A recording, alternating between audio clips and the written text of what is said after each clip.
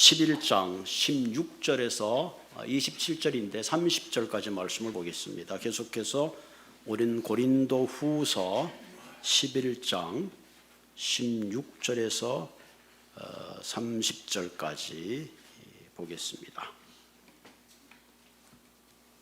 내가 다시 말하노니 누구든지 나를 어리석은 자로 여기지 말라. 만일 그러하더라도 내가 조금 자랑할 수 있도록 어리석은 자로 받으라.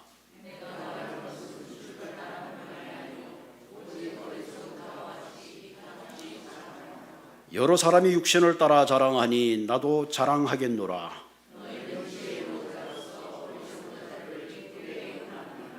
누가 너희를 종으로 삼거나 잡아먹거나 빼앗거나 스스로 높이거나 뺨을 칠지라도 너희가 용납하는도다.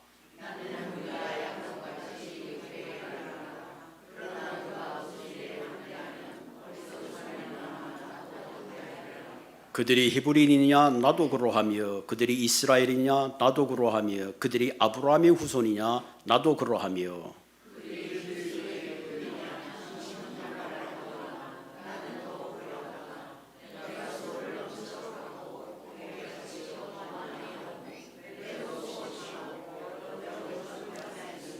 유대인에게는 40에 하나 감암매를 5번 맞았으며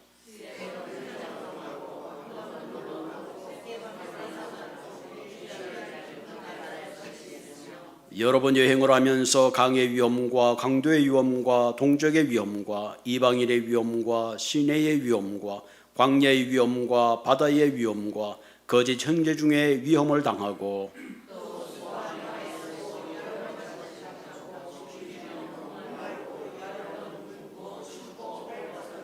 이 외일은 고사하고 아직도 날마다 내 속에 눌리는 것이 있으니 곧 모든 교회를 위하여 염려하는 것이라.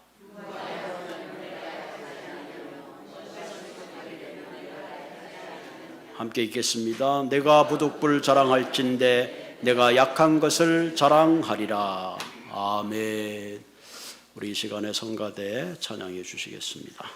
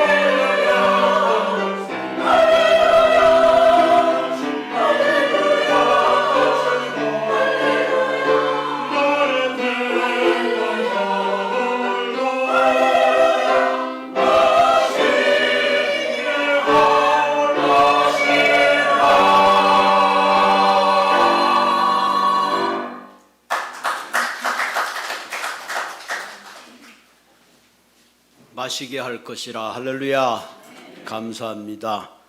우리 이손중 집사님 기도를 먼저 하니까 더 은혜가 넘치는 것 같아. 감사합니다. 오늘 고린도후서 말씀을 계속해서 나누도록 하겠습니다. 사명자의 스펙이라는 제목을 가지고 오늘 주님께서 주시는 말씀을 통해서 주님의 세미한 음성을 듣는 시간이 되기를 바랍니다. 우리가 많이 쓰는 말 중에 하나가 이 스펙이라는 말을 많이 쓰죠. 그 사람 스펙이 좋다, 안 좋다. 이 스펙이란 말은 스페시피케이션에서 나오는 말이죠. 어떤 제품을 설명할 때에 이 제품은 이렇게 사용하고 이런 부분에서 참 좋습니다 라고 할 때에 설명합니다. 특별히 한국에서 우리 젊은이들이 또 직장에서 짭을 구하고 또 어떤 일을 얻기 위해서는 그 사람의 스펙이 참 중요하게 생각합니다. 어느 대학을 나왔고 어디 출신이고 또 학점은 어느 정도고 토익 점수는 어느 정도며 또 어떤 자격증을 가지고 있나, 그 사람이 가진 스펙에 따라서 그 사람이 직장에 취직을 하고 또 면접을 보는데 굉장히 유익한 그런 작용을 합니다. 그런데 한 가지 우리가 깨달아야 될 것은 그 사람이 가진 여러 가지 스펙의 자격 조건이 있다고 할지라도 그 사람이 직장에서 모두가 성공적으로 잘하느냐, 꼭 그렇지는 않습니다. 그 사람이 눈에 보이는 자격의 조건, 스펙도 중요하지만 더 중요한 것은 함께 더불어 일할 수 있으며 함께 더불어 살아갈 수 있는 그 사람의 인격, 그 사람됨이 훨씬 더 중요하죠. 그 사람이 가지고 있는 성실성, 그 사람이 사람을 대하는 태도, 그 사람의 마음속에 가지고 있는 그런 보이지 않는 따뜻함이 오히려 눈에 보이는 스펙보다 훨씬 중요하다는 것을 우리가 종종 깨닫게 됩니다. 어떤 자매가 회사를 취직하기 위해서 여러 군데 레주메를 냈습니다. 서류에서는 잘 통과를 했는데 번번이 면접을 볼 때마다 떨어집니다. 여러 번 면접을 떨어지고 나서 이번에 또 면접을 시험을 보러 갔습니다. 마음이 심히 불안하죠. 면접이 다 끝났습니다. 이제 면접관이 말하기를 이제 자매님 집에 돌아가서 기다리십시오. 좋은 소식이 있을 겁니다. 늘 면접이 끝나면 그런 멘트들을 합니다. 그런데 이 자매는 나오기 전에 동전을 2개 면접관을 주면서 이렇게 말합니다. 동전 깜짝 놀라죠. 아니 왜 내게 동전을 주십니까? 그때 자매가 한다는 소리가, 내가 수없이 면접을 봤는데 내가 면접이 떨어졌는지 붙었는지 도대체 소식이 안 옵니다. 물론 저도 압니다. 면접이 떨어졌으니까 소식이 안 오겠죠. 그런데 이번만은 내가 떨어졌든지 붙었든지 꼭 연락을 좀 해 주시오. 뭐 붙으면 연락을 주겠죠.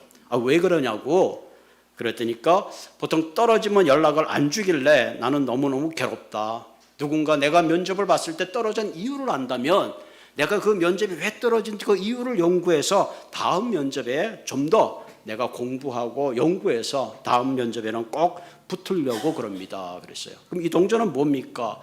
저에게 전화를 꼭 해달라고 주는 겁니다. 그랬더니 그 면접관이 동전을 자매에게 돌려주면서 저는 이 동전이 필요 없습니다. 당신은 지금 하여됐습니다. 할렐루야. 그 자매가 가지고 있는 열정과 집념이 그 면접관의 마음을 움직였던 것입니다. 여러분, 우리가 하늘나라의 일꾼도 이런 열정과 집념이 있어야 합니다. 우리는 흔히 그냥 아무나 크리스찬이 되고 아무나 일꾼이 되고 아무나 다 되는 줄 알았는데 사실은 그렇지 않아요.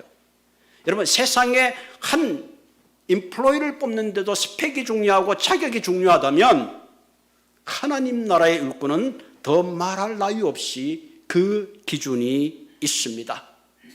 세상의 기준은 세상의 컴퍼니의 이익을 가지고 오면 되는 거지만 하늘나라의 일꾼은 다릅니다.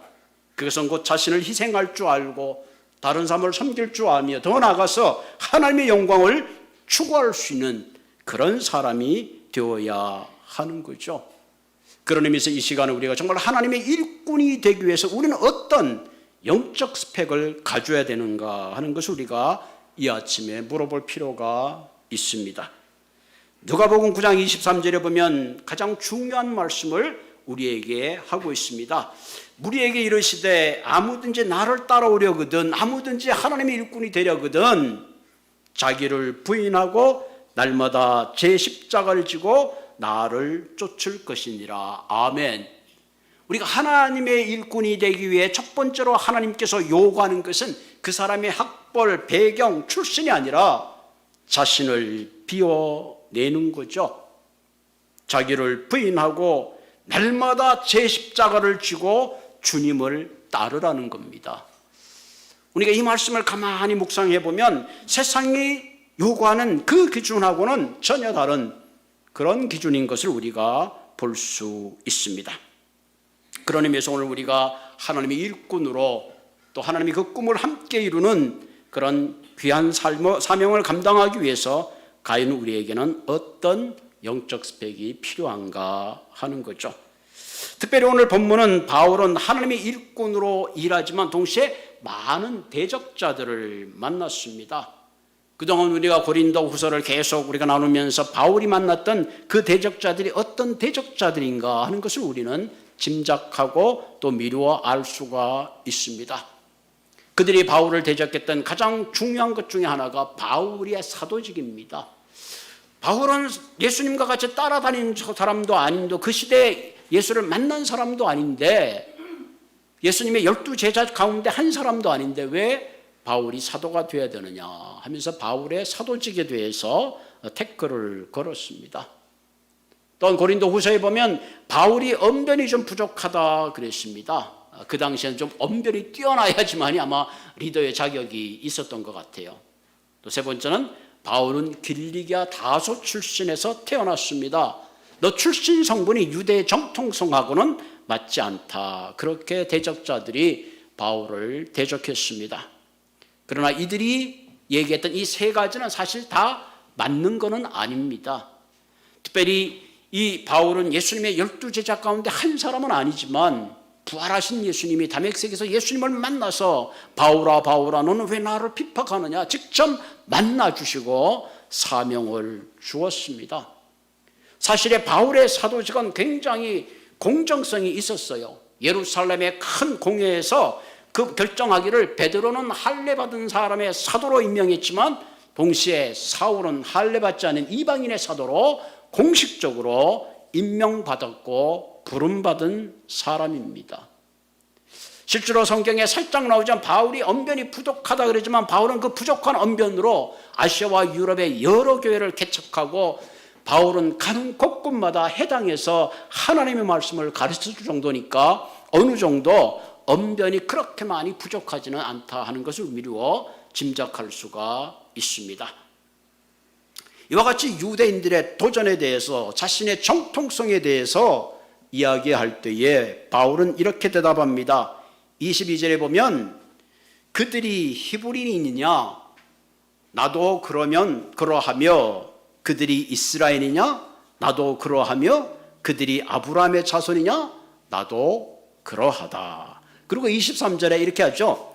그들이 그리스도의 일꾼이냐 정신없는 말을 하거니와 나는 더욱 그러하다. 그들이 나의 대적자들이 그리스도의 일꾼이라면 나야말로 더욱 그러하다. 그 사람들은 그리스도의 일꾼이 아니다. 일꾼이라 해도 나는 더욱더 그러하다. 그러죠. 내가 수고를 넘치도록 하고 옥에 갇히기도 더 많이 하고 매도 수없이 맞고 여러 번 죽을 고비를 넘겼노라. 지금 바울이 얘기하는 그리스도의 일꾼의 자격은 어떤 정통성이나 언변이나 누구로부터 그것을 직임받았느냐가 중요한 것이 아니라 하나님이 원하시는 스펙, 그가 걸어왔던 사도로서의 길을 지금 이야기하고 있습니다. 바울은 그들이 지적했던 언변이나 정통성이 아닌 정말로 날마다 자신을 부인하고 그리스도의 십자가를 지고 갔던 영적 기준이야말로 하나님의 일꾼으로 쓰임받기에 가장 중요한 부분이라는 사실을 말씀하고 있습니다. 그런 의미에서 오늘은 바울의 삶을 통해서 정말로 우리가 하나님의 일꾼으로서의 스펙을 준비하기 위해서는 과연 어떤 마음, 어떤 자세가 중요한가 하는 것을 나누고자 합니다. 첫째로 우리가 하나님의 일꾼으로 사명자로 살아가기에 가장 필요한 것이 바로 목자의 심정이 필요합니다. 물론 우리가 그리스도의 일꾼이 되기 위해서 여러 가지 눈에 보이는 조건들이 필요합니다. 그러나 그보다 더 중요한 조건이 있는데 그것은 바로 목자의 심정입니다. 우리의 마음속에 목자의 심정이 있느냐. 주님은 그것을 가장 중요한 자질로 여기십니다. 오늘 본문 16절에 보면 바울은 이렇게 말합니다. 내가 다시 말하노니 누구든지 나를 어리석은 자로 여기지 말라. 만일 그러하면 내가 조금 자랑할 수 있도록 어리석은 자로 받으라. 사실 바울은 자랑하고 싶지 않아요. 그럼에도 불구하고 내가 좀 자랑할지라도 나를 어리석은 자로 여기지 말고 그 자랑을 좀 받아달라. 지금 익스큐즈를 하고 있는 겁니다. 17절에 보면, 본문 볼까요? 17절에 보면 내가 말하는 것은 주를 따라 하는 말이에요. 내가 말하는 거 주를 따라 하는 말은 내가 자랑하는 게 잘못대로 자랑하고 싶지 않다는 거죠. 오직 어리석은 자와 같이 기탄 없이 자랑할 수밖에 없는 상황이라는 거죠. 여러 사람이 육신을 따라 자랑하니 나도 한번 그 자랑을 해보겠다. 그 이유가 뭐냐? 바울이 왜 자랑할 수밖에 없는 이유가 19절에 나타나 있습니다. 너희는 지혜로운 자인데 어리석은 자들을 기쁘게 하는구나. 내가 볼 때 너희들이 지혜로운 줄 알았더니 사실은 참 어리석은 자들에게 쉽게 쏘가 넘어가는구나 하는 거죠. 그 어리석음은 바로 20절에 나와 있습니다. 누가 너희를 종으로 삼고 잡아먹고 빼앗고 스스로 높이고 뺨을 칠지라도 너희가 용납하는 거다. 한마디로 너희가 이렇게 당하고 있구나. 나는 너희들이 당하고 있는 것을 목자의 심정으로 도저히 그대로 묵과할 수 없다. 그래서 나는 인간적으로 자랑하더라도 너희들로부터 이런 종이 되고 잡아먹히는 것부터 스스로 너희들을 구해내야 되겠다는 안타까운 심정으로 지금 바울은 이야기하고 있습니다. 오늘 20절에 보면 고린도 성도들이 당하고 있는 것을 종을 삼았다 하는 말은 바울이 복음의 진리를 전하는 가운데 진리 가운데 그들은 자유해야 되는데 오히려 율법 안에서 스스로 자유를 억압하고 여전히 종노릇하고 있다는 것을 지적하고 있습니다. 갈라디아서 2장 4절에 보면 이는 가만히 들어온 거짓 형제들 때문이라. 그들이 가만히 들어온 것은 그리스도 예수 안에서 우리가 가진 자유를 엿보고 우리를 종으로 삼고자 한다. 내가 너희들을 진리 가운데 참 자유를 주었음에도 불구하고 그들이 가만히 들어와서 오히려 다시 율법의 종으로 삼는다 하는 겁니다.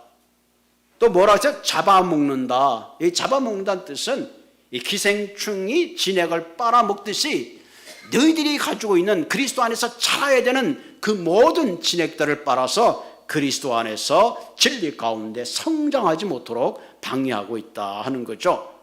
심지어는 빼앗거나 이용한다는 거죠. 스스로 높이거나 성도를 높이는 것이 아니라 자신들이 높이고 그들 위해 군림하는 겁니다.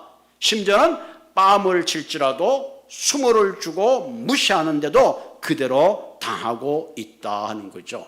다시 말하면 거짓 선지자들에 와서 이와 같은 일을 행하고 있음에도 스스로 지혜롭게 생각하지만 이들 손에 끌려가고 있는 그 모습이 바울은 너무 안타까워서 내가 그들이 인간적으로 자랑한다면 나도 인간적으로 자랑할 만한 것이 충분하다. 그러면서 지금 말하고 있습니다. 진정한 목자의 심정이라는 것은 상대의 아픔을 나의 아픔으로 알고 상대의 고통을 나의 고통으로 알며 그들과 함께 고통을 겪는 거죠. 그러면서 마치 바울은 자신이 종이 되고 자신이 자유를 잃어버리고 자신이 이용당하는 것 같은 그 아픔과 고통을 지금 고린도에 있는 교인들과 함께 나누고 있는 거죠. 마태복음 9장 36절에 보면 무리를 보시고 불쌍히 여기시니 이는 그들이 목자 없는 양과 같이 고생하며 기진함이라. 예수님의 말씀을 전할 때에 많은 병자들이 귀신 들린 자들이 주님 앞에 모여왔습니다. 그 모습을 보면서 주님이 이렇게 말하 불쌍히 여겼다. 스플라그이즈마라는 이 그릭 말은 마치 창자가 끊어지는 듯한 그 아픔을 의미합니다. 자신의 죽음을 묵도하고 있는 부모의 마음과 같은 거죠. 불쌍히 여기셨어. 이것이 바로 주님이 말씀하시는 목자의 심정입니다.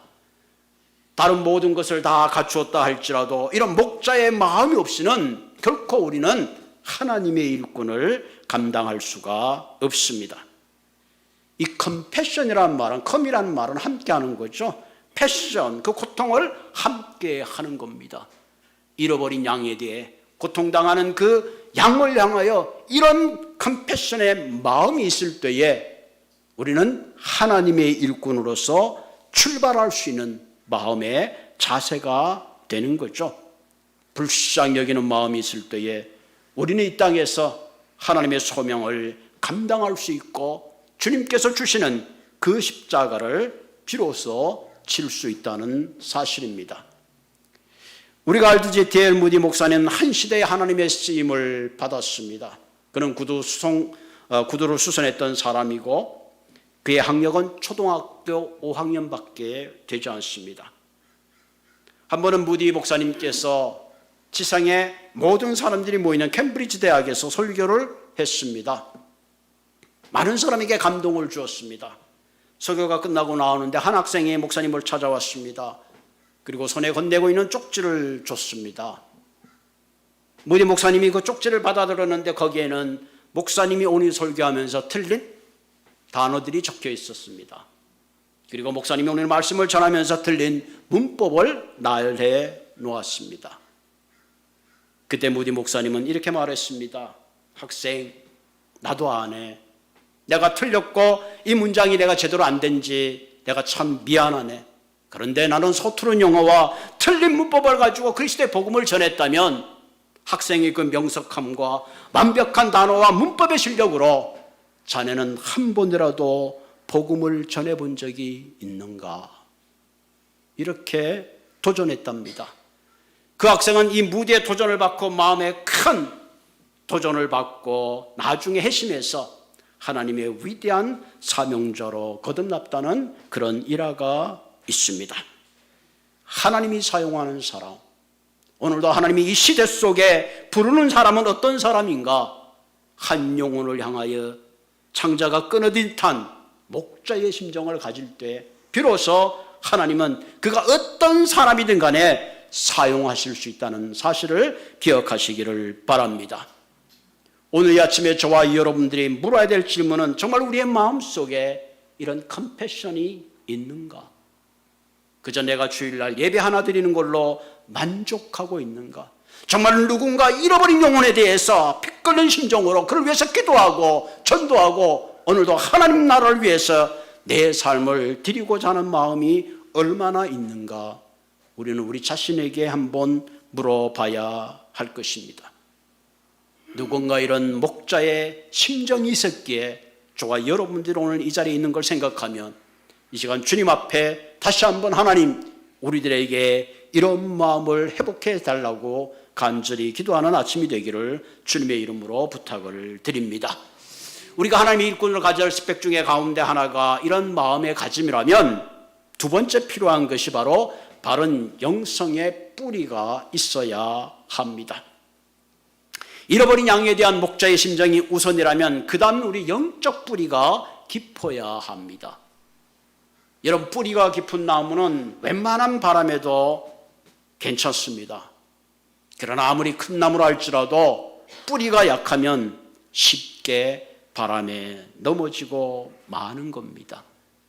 자기를 부인하고 날마다 주님의 십자가를 지고 가야 되는 그 부름을 향하여 갈 때에 우리의 영적 뿌리가 약하면 주위의 사람들에 의해서 조그만 시험과 고난에 쉽게 좌절하고 포기할 수밖에 없습니다. 바울은 바울을 대적하는 자신의 사도성을 의심하고 자신의 출생을 의심하는 그 모든 공격에 대해서 그는 자신의 영적 뿌리와 깊이를 가지고 묵묵히 한 발 한 발 앞으로 갔습니다. 바울은 실제로 이방인 땅인 길리기아 다소에서 출생했습니다. 다소는 지금의 터키 남부 지역에 있습니다. 사도 바울 시대 때 다소는 마치 대학 도시였습니다. 마치 아테네와 알렉산더를 능가할 정도로 헬라 철학과 문화가 활발했던 것이 바로 다소입니다. 그래서 아덴의 학파와 알렉사 항파가 학문의 도시를 널리 이름을 알리듯이 다소가 바로 그런 곳입니다. 그렇기 때문에 그 지역에 사는 대부분의 사람들은 히브리의 말보다 이미 헬라 말에 익숙해져 있었습니다. 그래서 바울의 대적자는 야, 너 히브리 말도 제대로 못하는데 너의 뿌리가 도대체 어디 있느냐고 그의 소속에 대해서, 그의 출신 성분에 대해서 도전했던 것입니다. 22절에 보면 이렇게 말하죠. 그들이 히브리인이냐? 나도 그러하며, 그들이 이스라엘이냐? 나도 그러하며, 그들이 아브라함의 후손이냐? 나도 그러하다. 바울이 자신의 정통성을 문제 삼았을 때에 빌립보서 3장 5절에 보면 바울은 이렇게 얘기했습니다. 나는 8일 만에 할례를 받고 이스라엘의 족속이요 베냐민 지파요 히브리 중에 히브리요 율법으로는 바리새인이라. 여러분, 히브리인들은 태어난 지 8일 만에 할례를 받았습니다. 그러나 헬라 문화권에 있는 사람들은 8일이 아니라 혹은 그 이후에도 할례를 받았죠. 내가 8일 만에 할례를 받았다는 것은 나는 순수한 유대 혈통이다 하는 걸 말합니다. 내가 베냐민 지파라는 것은 이스라엘의 왕을 배출했던 그런 지파인 것을 말하죠. 더 나아가서 나는 히브리인이요 율법으로는 바리새인이라. 그 당시 두 개의 큰 학파가 있었는데 헬렐 학파와 쉐마 학파가 있었습니다. 헬렐 학파의 손자가 바로 가마리엘이요. 바울은 가마엘의 손자 가마엘에게부터 그는 율법을 배웠기 때문에 다른 어떤 바리새인보다도 구약에 대해서, 정통한 율법에 대해서 누구보다 잘 알았습니다. 그러니까 어떻게 보면 바울은 자신의 출식 성분의 뿌리에 대해서는 아무런 결격 사유가 없습니다. 그럼 먼저 그들이 자랑하는 만큼 자신의 육신적인 뿌리에 대해서 먼저 자랑을 하는 거죠. 그러나 사실은 바울이 자랑하고 싶은 것은 그런 자랑이 아니었습니다. 그가 가지고 있는 영적 뿌리, 그가 고난당했던 수많은 고난 가운데 하나님이 어떻게 그와 함께 했고 그가 어떻게 고난을 겪었는가를 말하고 싶은 것이죠. 성경에 나타나는 위대한 인물들은 꽃길만 간 인물들이 아닙니다. 수없는 고난과 역경 가운데도 포기하지 않고 걸어갔던 사람들입니다. 단순한 감성의 터치가 아니라 말씀과 기도와 성령의 깊은 통찰력 가운데 그들의 삶의 영적 뿌리를 깊게 내렸기에 그들은 복음을 위해서, 하나님 나라를 위해서 그들은 위대한 일을 행할 수가 있었습니다. 우리가 영적 뿌리를 내리는데 가장 경계해야 되는 말 중에 하나가 대충이란 말입니다. 대충. 가끔 좀 그럴 때가 있죠. 목사님 임원회가 있는데 뭐 대충 하고 뭘 빨리 대충 하고 뭘 하자는 거죠. 뭐가 이렇게 중요한가? 어떨 때는 대충. 그러다 보니까 우리의 영성마저 대충 할 때가 참 많이 있어요. 리차드 포스터는 이 시대의 기독교에 가장 경계해야 될 것이 피상성이라는 거예요. 한마디로 영성의 깊이가 없다는 거죠. 수박을 아무리 핥아봤자 단물을 맛볼 수가 없습니다. 오늘 이 시대의 저와 여러분들 과연 얼마나 우리의 신앙이 피상성을 가지고 있는가 하는 것을 경계할 필요가 있습니다. 어떤 목사님이 늘 자랑을 했다고 합니다. 나는 사택에서 교회를 오면서 설교 준비를 다 마친다. 임원회가 열렸다고 합니다. 임원회가 결정하기를 목사님 사택을 적어서 집에까지 오는데 10시간 이상 떨어지는 곳으로 이사가게 하자. 대충 예배하고 대충 기도하고 대충 말씀 보고 대충해서는 결코 참 진리 가운데 생수를 우리는 끌어올릴 수가 없습니다. 오늘 이 시간부터 하늘이 열리고 하나님의 세미한 음성이 들릴 때까지 우리의 가슴을 뜨겁게 하고 주님 앞에 매달려야 합니다. 얄팍한 신앙을 가지고 결코 이 세상을 이길 수가 없습니다. 무엇보다 오늘 이 시간에 하나님 다시 한번 우리에게 목자의 심정을 갖게 하시고 어떤 시험과 여건과 환난 가운데도 흔들리지 않는 뿌리 깊은 영성을 가지시는 그런 여러분들이 되기를 주님의 이름으로 부탁을 드립니다. 세 번째, 하나님의 일꾼으로 필요한 영적 스펙의 자질은 역경지수가 높아야 합니다. 우리가 흔히 IQ라고 그러고 감정지수니 뭐 여러 가지를 얘기하잖아요. 하나님의 일꾼이 되기 위해서는 고난의 역경을 넘어서는 그거 굉장히 중요합니다. 내가 예수를 믿는 순간에 주님께서 우리에게 꽃길만 걷게 하시는 게 아니에요. 반드시 뭐라 그랬어요? 날마다 자기의 십자가를 지고 따르라. 그래서 바울은 자신의 고난의 길을 23절부터 27절까지 계속해서 말하고 있어요. 여러분 23절에서 27절까지 읽으면 야, 바울의 위대함 가운데 이와 같은 고난이 있었다는 걸 과연 나는 이 길을 갈 수 있을까? 여러분 바울은 굉장한 능력이 있었죠. 바울이 쓰던 손수건에도 병자가 나왔고 심지어 바울의 그림자만 터치해도 환자가 나와서 얼마나 놀라운 일을 했습니까? 그럼에도 불구하고 바울이 걸어갔던 길은 슈퍼히로의 길이 절대로 아니었어요. 23절에 보면 한번 같이 읽어보십시오. 23절에 자 시작. 그들이 그리스도의 일꾼이나 정신없는 말을 하거니와 나는 더욱 그러하도다. 내가 수고를 넘치도록 하고 옥에 갇히기도 더 많이 하고 매도 수없이 맞고 여러 번 죽을 뻔하였으니 유대에게는 40에 하나 감암매를 5번이나 맞았으며 3번 태장을 맞고 1번 돌을 맞고 3번 파손하고 일주일을 깊은 바다에서 지냈으며 여러 번 여행하면서 강의 위험과 강도의 위험과 동족의 위험과 이방인의 위험과 신의 위험과 광야의 위험과 바다의 위험과 거짓 형제 중에 위협을 당하고 여기까지도 정말 힘들어 죽겠는데 27절에 또 보죠. 또 수고하고 애쓰고 여러 번 자지 못하고 줄이고 목마르고 여러 번 굶고 춥고 헐벗었노라. 여러분 여기까지만 해도 얼마나 힘든지 몰라요. 여기 보면 더 많이 수없이 여러 번 위험이라는 단어들이 계속해서 반복되고 있습니다. 3번 태장을 맞았다 그랬죠. 유대에게는 40의 감암매를 5번 맞고 3번 태장을 맞은 거는 로마 군인들에게 맞은 거죠. 돌에 맞고 파선을 당하고 강도의 위험, 먹지도 못하고 자지도 못하고 줄이고 목마르고 여러 번 굶고 춥고 헐벗었노라. 여러분 사실은 우리가 이 성경을 읽을 때에 이 바울의 이 비하인드, 바울의 진짜 이 삶에 이것을 우리가 한번 조금이라도 생각한다면 야 정말로 이런 가운데 복음을 위해서 나갈 수 있을까? 이런 가운데 어떻게 이런 위대한 하나님의 일을 감당할 수 있을까? 그런데 이거보다 그를 더 힘들게 한 게 있어요. 28절 볼까요? 정말 바울의 힘들게 했던 건 뭐예요? 같이 읽읍시다. 이 외에 일은 고사하고 아직도 날마다 내 속에 눌리는 일이 있으니 곧 모든 교회를 위하여 염려하는 것이라.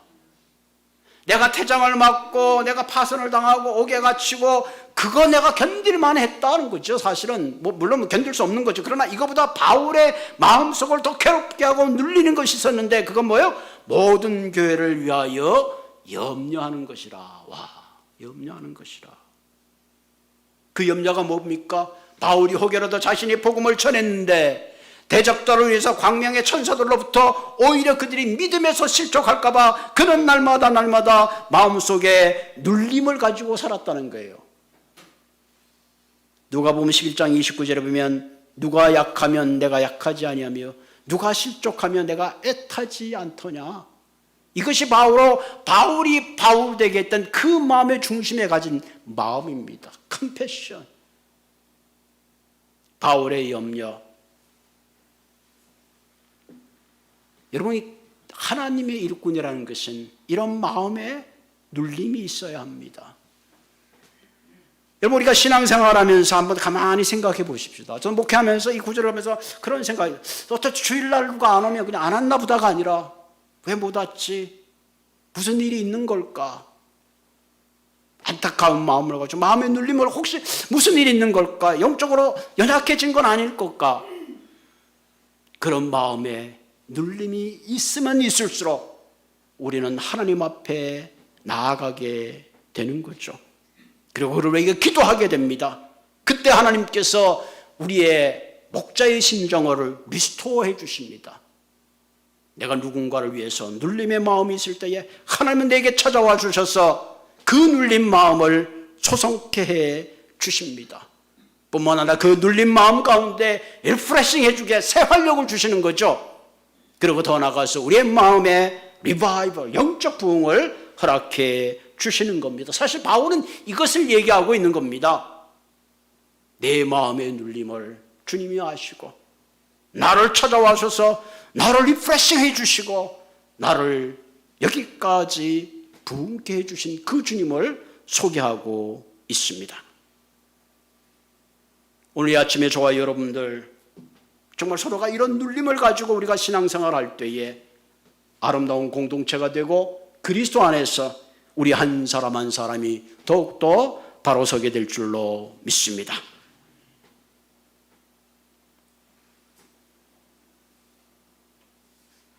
목회자에게 있어서 교회를 나오고 안 나오고를 떠나서 사실 주일날 이렇게 관계를 갖고 신앙생활 하던 분들이 뭔가 일이 있어갖고 한 주, 두 주 빠지고 자꾸 이렇게 마음으로부터 또 예배로부터 멀어질 때에 참 큰 눌림이 있는 것 같아요. 아마 이것이 아마 목회자뿐만 아니라 온 교우들이 우리가 평생 지고 가야 되는 그런 십자가가 아닌가 그런 생각을 합니다. 모세는 미디안 광야에서 40년한 도망자로 살았습니다. 살인자로 정말 그 갈 수 있는 것은 아무것도 없었습니다. 그러나 그 가운데 하나님은 모세를 훈련시키시고 궁극적으로 이스라엘 백성들을 인도하는 위대한 지도자의 자질을 거기서 훈련시켰습니다. 다윗은 사울의 눈길을 피해서 아둘람 굴 속으로 숨어 들어갔습니다. 그 아둘람 굴이 다윗을 다윗되게 했습니다. 바울도 예수 그리스도를 만나고 그런 아라비아 사막에서 3년간 훈련하면서 그는 낮아지고 또 낮아졌습니다. 여러분, 고난을 반가워할 사람은 아무도 없습니다. 고난이면 가능한 피해가기를 다 원합니다. 그러나 고난이란 물을 통과하지 않고는 결코 우리의 신앙이 성숙하고 바로 설 수가 없습니다. 우리 한 사람 한 사람 교회의 인원으로서, 지체된 한 사람의 인원으로서 뭔가 이 고난을 통해서 성숙되시기를 주님의 이름으로 부탁을 드립니다. 콜로라도의 인디언들은 다이아몬드가 그것이 진짜인지 아닌지를 구별하는 특별한 방법이 있다고 합니다. 그 특별한 방법은 다이아몬드를 물에 던져보면 알 수 있다는 거예요. 보통 이런 공기 앞에서 다이아몬드는 영롱한 빛을 자랑합니다. 그리고 물에 던졌을 때도 불구하고 그 빛은 끓이지 않고 빛을 비춘다고 합니다. 그런데 가짜는 물에 던져지는 순간에 빛의 굴절이 일어나고 그만 그 빛이 제대로 발휘하지 못한다고 합니다. 여러분, 우리의 신앙, 우리의 성숙은 고난을 당할 때에 비로소 거기서 우리의 진가가 나타나는 겁니다. 우리의 고난의 끝자락에는 반드시 하나님의 놀라운 축복이 기다리고 있습니다. 모든 것이 협력하여 선이 되게 하시는 하나님, 바울의 수많은 고난과 역경과 어려움 가운데 있지만 바울이라는 위대한 사람을 통해서 위대한 기독교의 새 역사를 쓰신 동일하신 하나님이 오늘도 저와 여러분의 삶 가운데 함께 하실 줄로 믿습니다. 어떤 고난 가운데서도 포기하지 마시고 견디시길 바랍니다. 우리가 참고 기도하면 하나님께서 마침내 하늘의 문을 여시고 소망의 빗줄기 가운데 새 길을 열어주실 줄로 믿습니다. 다시 한번 우리의 심령에 잃어버린 양에 대한 목자의 심정을 가지고 대충이 아닌 그리스도를 향하는 뜨거운 뿌리 깊은 영성을 가지고 모든 고난 가운데 그 고난을 이겨내는 역경짓으로 우리 한 사람 한 사람이 하나님이 부르시는 사명자의 그 귀한 사명을 감당하는 귀한 분들이 되시기를 주님의 이름으로 부탁을 드립니다. 같이 기도하겠습니다. 오늘도 잃어버린 한 영혼을 찾아가시고 마치 창자가 끊어지듯이 기도하시며 오늘도 산과 골짜기를 헤매시며 오늘도 하나님 우리를 부르시며 오늘도 우리 한 사람 한 사람을 불쌍히 여기시는 하나님, 그 하나님의 심정이 우리의 어둠 가운데 빛을 허락하셨고 그 주님의 뜨거운 사랑이 무지한 우리들을 깨우쳐 주셨으며 주님의 먼저 찾아오심이 우리의 삶에 꿈을 주시고 소망을 주신 하나님, 어느덧 하나님 주님께서 주신 그 사랑과 그 비전과 그 소망을 다 잃어버린 채 한 걸음 한 걸음 대충대충 껍데기 신앙으로 이어오고 있는 우리, 오늘 이 아침에 다시 한번 리스토어해 주시옵소서. 다시 한번 리프레싱 해 주시고 다시 한번 리바블 해 주시는 그런 큰 은혜가 있게 하여 주시옵소서. 뜨거운 목자의 심정을 갖게 하시고 대충이 아닌 정말로 주님 앞에 부르짖으며 뜨거운 마음으로 나아가게 하여 주시옵소서. 그리하여 우리의 남은 인생 뭔가 주님을 위해서 쓰임받고 뭔가 주님의 부르심을 향하여 날마다 날마다 우리의 십자가를 짐으로 이 땅에 그리스도의 지경을, 그리스도의 나라를, 그리스도의 사랑을 이루어가는 우리 모두가 되게 하여 주시옵소서. 성령께서 이 시간도 한 사람 한 사람 붙잡아 주시옵소서. 성령으로 충만케 하여 주시고 성령의 능력으로 무장시켜 주시옵소서. 하나님, 이 어두운 세상 우리의 힘과 능력만으로는 불가능합니다. 주여 이 시간 우리의 심령 가운데 찾아오시고 성령의 능력으로 충만케 해 주시옵소서. 예수님의 이름으로 감사하며 기도드리옵나이다. 아멘.